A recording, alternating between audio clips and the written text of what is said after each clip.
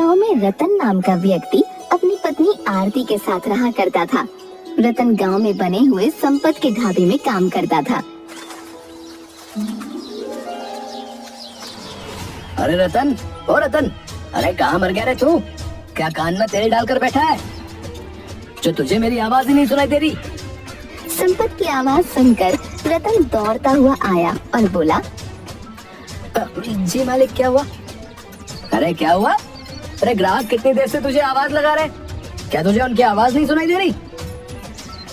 मैं ग्राहकों के ऑर्डर पर ही खाना लेने रसोई में गया था मालिक। वो तो मुझे भी दिख रहा है। अरे ना जाने कितनी देर से तू रसोई घर में कान बंद किए हुए खड़ा है।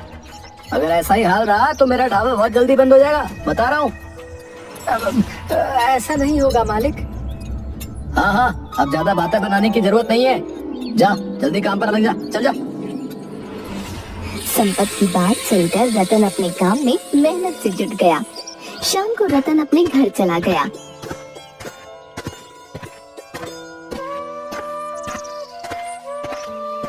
जल्दी से खाना लगा दो आरती, मुझे बहुत तेजी से भूख लगी है। अजी इतनी जल्दी क्या है, पहले हाथ मुंह तो धो लीजिए। हाथ मुंह मैं ढाबे पर धोकर आया हूँ, तुम खाना लगा दो। रतन के कहने पर आरती ने रतन को खाना लगा कर दिया। रतन खाना खाने लगा। आप तो ढाबे पर काम करते हैं और कभी कभी ढाबे का मालिक आपसे देर रात तक काम करवाता है। क्या भूख लगने पर वो आपको 2 रोटी नहीं खिला सकता? तुम नहीं जानती आरती, ढाबे का मालिक संपत बहुत ही कंजूस स्वभाव का है। अच्छा सुनो, कल मुझे ढाबे पर जल्दी जाना है। क्यों, कल ऐसा क्या है? संपत जी कल मुझे शहर में किसी काम से भेजने वाले हैं। आखिर वो आपको ही काम से शहर क्यों भेजते हैं? वो खुद क्यों नहीं चले जाते? मैं उनके ढाबे पर काम करता हूँ आरती, इसलिए मुझे उनका कहना मानना ही पड़ेगा।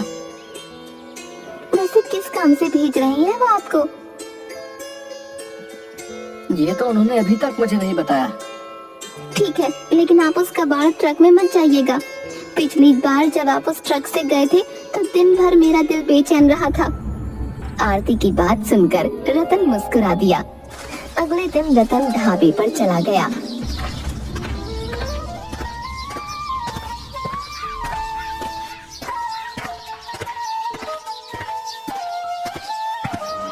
रतन, तुम ट्रक चलाना तो जानते हो ना?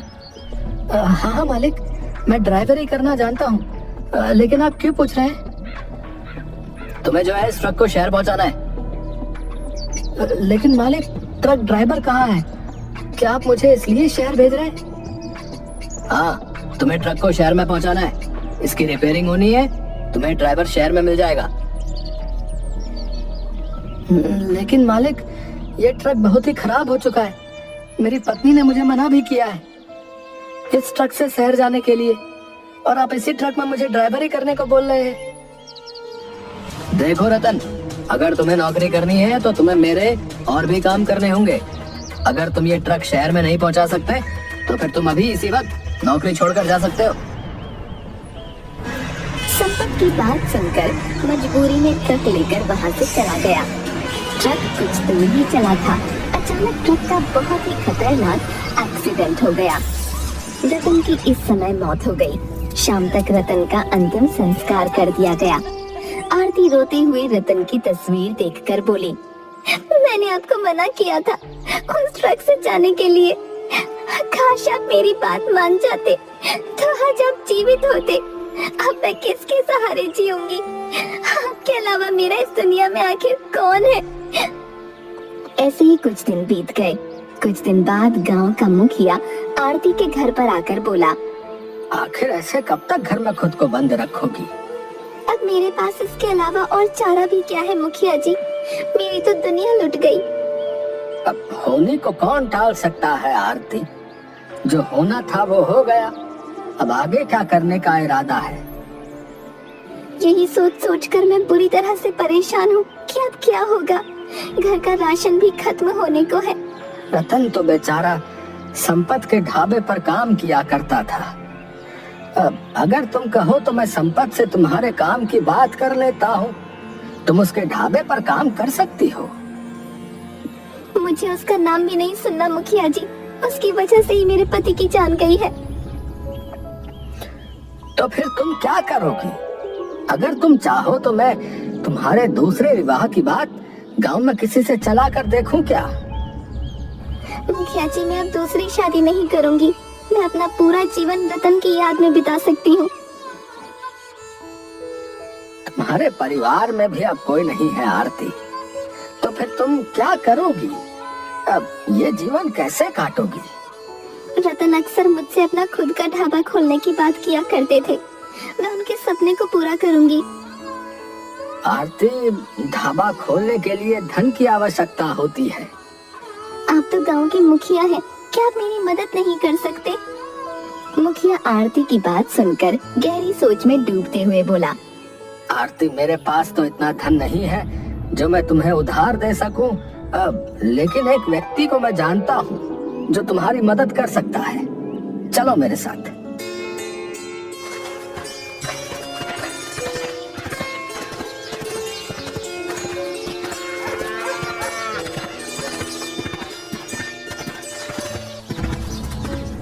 मुखिया आरती को जमींदार की हवेली के अंदर ले आया। आरती मुखिया से बोली, मुखिया जी, ये तो जमींदार की हवेली है। क्या जमींदार मुझे पैसे उधार दे सकता है? जमींदार मेरी बात कभी नहीं टालता आरती। तभी वहाँ जमींदार आ गया। जमींदार आरती से बोला, तुम्हारे पति की मौत का मुझे बहुत अफसोस है आरती। कहो, मैं तुम्हारी क्या मदद कर सकता हूँ? अब आरती अपने पति का सपना साकार करना चाहती है। इसका पति एक ढाबा खोलना चाहता था, समझ गया, और ढाबा खोलने के लिए इसके पास धन नहीं है। देखो, मैं आरती को धन देने के लिए तैयार हूँ और मैं उससे कोई ब्याज भी नहीं लूंगा। लेकिन क्या गारंटी है कि आरती जो ढाबा खोलेगी वो ढाबा चलेगा? अगर कुछ नुकसान हो गया तो?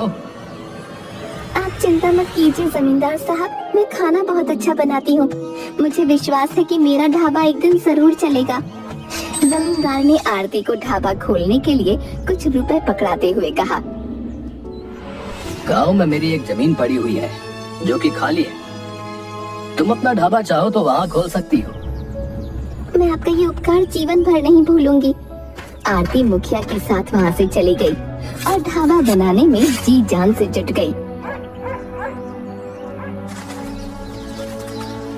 कुछ ही दिनों में आरती का ढाबा बनकर तैयार हो गया।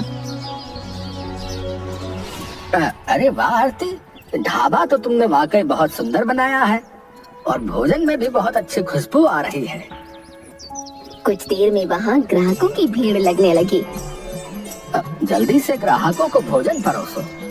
मुझे लगता है कि तुम्हारा ढाबा कुछ ही दिनों में संपत्ति से भी आगे निकल जाएगा। आरती ने खुशी खुशी ग्राहकों को खाना परोसा, मगर जैसे ही ग्राहकों ने खाना खाया वो सब उल्टियाँ करने लगे। एक ग्राहक क्रोधित होते हुए आरती से बोला, अरे आखिर तुमने खाने में क्या मिलाया है? मैंने तो कुछ भी नहीं मिलाया। झूठ बोलती हो, हमें इतना बेकार खाना खिलाकर बीमार करना चाहती हो?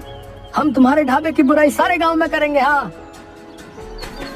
सारे ग्राहक वहाँ से क्रोधित होकर चले गए और पूरे गांव में उन्होंने आरती को बदनाम कर दिया। आरती का ढाबा चलने से पहले ही बंद हो गया। आरती अपने घर में बैठी हुई आंसू बहा रही थी कि तभी जमींदार वहाँ आ गया। आरती, मुझे मेरे पैसे वापस चाहिए। लेकिन जमींदार साहब, आप तो जानते हैं ढाबा चलने से पहले ही बंद हो गया। आप मुझे कुछ समय दे दीजिए, मैं आपकी पाई पाई चुका दूंगी। नहीं आरती, मैं अब तुम्हें और समय नहीं दे सकता। लेकिन मेरे पास पैसे नहीं है। तो क्या हुआ, तुम्हारा ये हाईवे पर बना हुआ घर तो है। अगर पैसे नहीं है तो ये घर मुझे दे दो। ये कैसी बातें कर रहे हैं आप? अगर आप इस घर को ले लेंगे तो मैं कहाँ रहूंगी?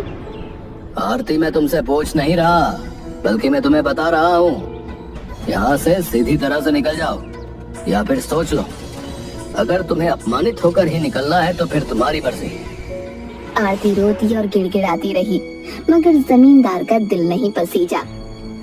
आरती भूखी प्यासी अपने गांव से थोड़ी दूर हाईवे के पास पेड़ के नीचे बैठ गई।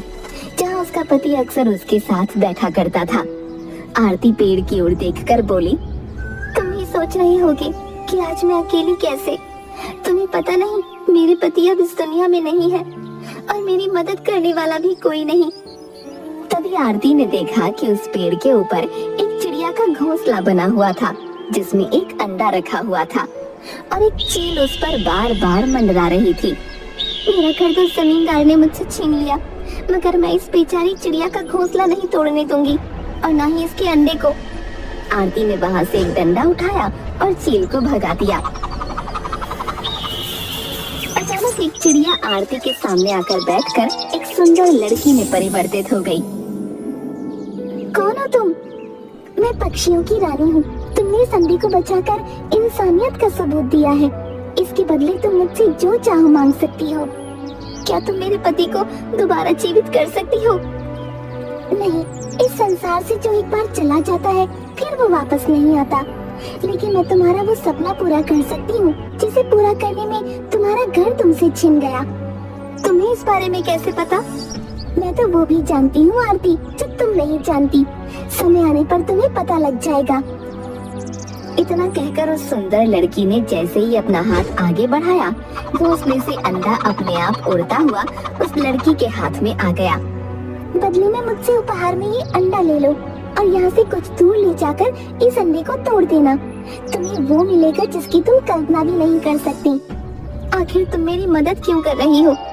जब तुम अपने पति के साथ इस पेड़ के नीचे बैठा करती थी, मैं चिड़िया बनकर तुम दोनों को देखती रहती थी। तुम्हारा पति कभी कभी अकेले भी यहाँ आता था और वो पक्षियों से बहुत प्रेम करता था और उनकी मदद भी करता था।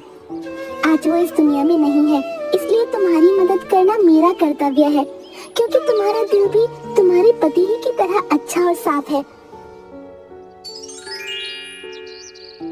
इतना कहकर वो सुंदर लड़की वहाँ से गायब हो गई। आरती ने थोड़ा आगे जाकर वो अंडा तोड़ दिया।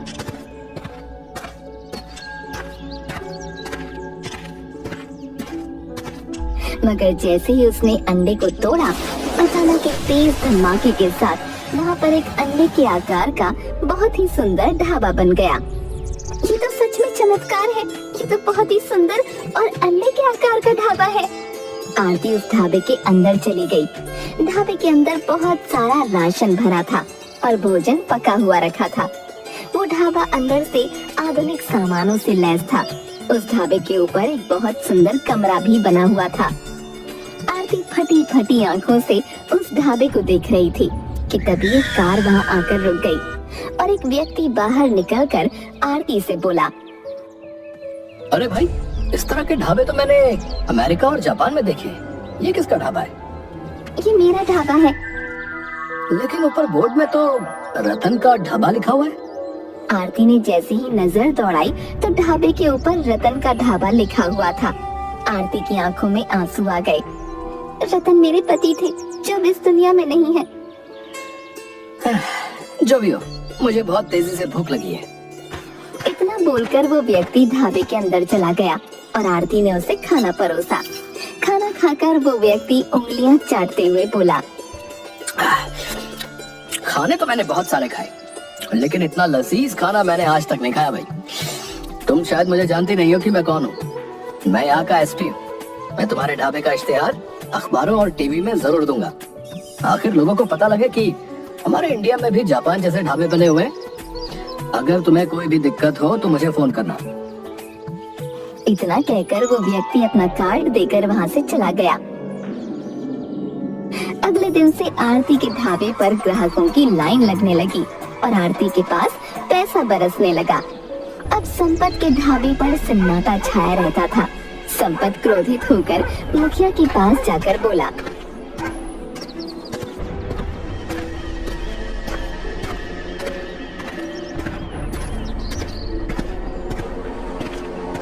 मुखिया जी, आज नौबत यहाँ तक आ गई कि मेरे ढाबे पर कुत्ते लौट रहे हैं। तो इसमें मैं क्या कर सकता हूँ संपत? ज्यादा बातें मत बनाइए मुखिया जी, जल्दी से कुछ कीजिए, नहीं तो मैं तुम्हारी और जमींदार की पोल सारे गांव के सामने खोल दूंगा। मेरे सामने ज्यादा जुबान चलाने की जरूरत नहीं है संपत, बता रहा हूँ। मत भूल कि तू भी फंस जाएगा। तूने जानबूझकर रतन को उस बेकार ट्रक को शहर ले जाने के लिए कहा और उस बेचारे की मौत हो गई। तू पहले से जानता था कि उस ट्रक में ब्रेक नहीं है। हाँ। और ऐसा करने के लिए मुझे किसने कहा था? तुमने मुखिया जी, तुमने। और तो और तुमने मुझसे वादा किया था कि आरती का मकान बेचने के बाद तुम मुझे कुछ हिस्सा दोगे। वो हिस्सा भी अभी तक मेरे पास नहीं आया। हाँ, दादा बातें मत बना संपत। तू कोई दूध का धुला हुआ नहीं है, समझा? जब से तुझे पता लगा था कि रतन गांव में खुद का ढाबा खोलने की सोच रहा था, तू तभी से उसे अपने रास्ते से हटाने की सोच रहा था। और वैसे भी तू क्या जाने राजनीति क्या होती है रे? अरे सारा का सारा झगड़ा आरती के मकान का ही था, जो हाईवे के पास बना हुआ था। मुझसे भी मेरे दोस्त जमींदार ने ऐसा सब कुछ करने के लिए कहा था। मेरे पास भी अभी मेरा हिस्सा नहीं आया, समझे? तभी वहाँ पर जमींदार आ गया और उन दोनों से बोला, अरे तुम दोनों एक नंबर के मूर्ख हो। संपत, तुम्हारा ढाबा क्या चलना बंद हुआ? तुम अपनी जात पर उतर आए। जमींदार, आरती के दिन अब बदल चुके हैं, समझे? उसका ढाबा पूरे देश भर में प्रसिद्ध हो चुका है। अगर कहीं आरती अपनी जात पर उतर आई तो कभी सोचा है कि तुम्हारा, मेरा और संपत का क्या होगा? आज रात हम तीनों मिलकर आरती का गेम समाप्त कर देंगे और उसके अंडा ढाबे पर कब्जा भी कर लेंगे, समझे? रात के वक्त वो तीनों हथियारों से लैस होकर आरती के ढाबे के अंदर घुस गए। उन तीनों को देखकर आरती बुरी तरह से चौंक गई। तुम तीनों मेरे ढाबे में क्या कर रहे हो? तेरी वजह से मेरा ढाबा चलना बंद हो गया है। मेरी वजह से? ईश्वर सबको अपने अपने नसीब का देता है। अरे जब मुझे पता लगा था कि तेरा पति ढाबा खोलने की फिराक में है, तब मैंने ही उसे जानबूझकर उस कबाड़ ट्रक में शहर भेजा था और उसके ब्रेक फेल कर दिए थे। सिर्फ इतनी सी बात नहीं है आरती, तुम्हारे हाईवे पर बने हुए मकान पर मेरी बहुत टाइम से नजर थी। तो हम तीनों ने मिलकर एक तीर से दो निशाने लगाए हैं। तुम्हारे पति की मौत हो जाने के बाद मैंने ही मुखिया को तुम्हारे घर पर भेजा था। यहाँ तक कि तुम्हारे ढाबे पर जो ग्राहक तुम्हें गालियां बककर गए थे ना, वो कोई ग्राहक नहीं थे, बल्कि मेरे ही आदमी थे। मैं तुम्हारे मकान पर कब्जा करना चाहता था। आरती मुखिया की ओर देखकर बोली, मुखिया जी, आपसे तो मुझे ऐसी उम्मीद नहीं थी। आपकी नजर किस चीज